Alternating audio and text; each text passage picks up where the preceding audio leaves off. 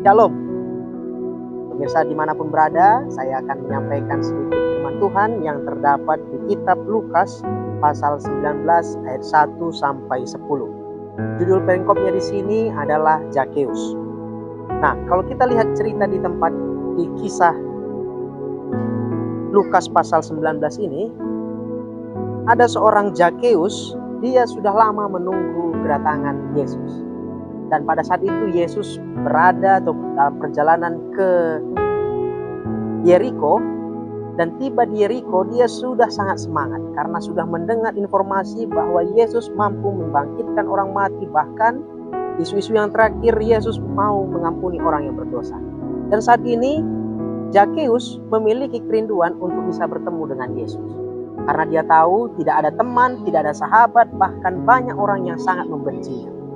Hanya satu harapan dia mau mencari sahabat sejati dan dia bertemu dengan Yesus. Dan pertemuannya ini bukanlah hal yang mudah. Dia harus melewati begitu banyak orang, banyak sekali orang yang menantikan Yesus di sana. Dan ternyata banyak orang yang tidak senang kepada Zakeus. Pada saat Zakeus mau masuk ke kumpulan itu, tidak hal yang mudah. Itu bukan hal yang mudah, sehingga Zakeus selalu disisihkan. Sehingga dia punya pemikiran, saya harus duluan tiba di depan, saya harus naik pohon untuk menunggu Yesus. Saat berjalannya Zakeus, dia menunggu di sana sambil dia merenungkan. Begitu banyak kesalahan dia. Begitu banyak orang yang tidak suka kepadanya. Di atas pohon dia merenung dan dia punya harapan satu-satunya adalah bertemu dengan Yesus. Singkat cerita, akhirnya Yesus pun bersama dengan murid-muridnya dan juga rombongan yang banyak melewati pohon itu. Dan pada saat itu juga Yesus juga berhenti tepat di bawah pohon Zakeus. Dan di situ Tuhan katakan, Zakeus, di ayat yang kelima, Zakeus segeralah turun sebab hari ini aku harus menumpang di rumahmu. Ini adalah kata-kata yang penuh makna, yang membuat semangat.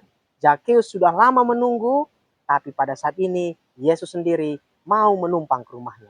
Pada saat dalam perjalanan. Ini di dalam komentar Alkitab katakan bahwa dia mulai merenungkan dan dia punya kerinduan untuk bertobat.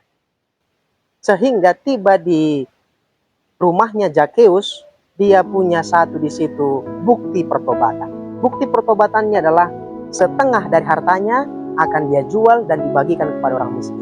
Dan apabila ada yang dia tipu, 4 kali lipat akan dibayarkan. Sungguh luar biasa pertobatan daripada Zakeus. Dan Yesus katakan bukan hanya Zakeus yang selamat saat itu. Di ayat yang ke-9, semua orang yang ada di dalam rumah Tuhan selamatkan. Pelajaran apa yang bisa kita ambil dari kisah Zakeus ini, pemirsa sekalian? Zakeus mau bertobat dan mau membuktikan pertobatannya, dan banyak yang diselamatkan. Istrinya Tuhan selamatkan. Dan ini menjadi pergumulan sebagai seorang suami.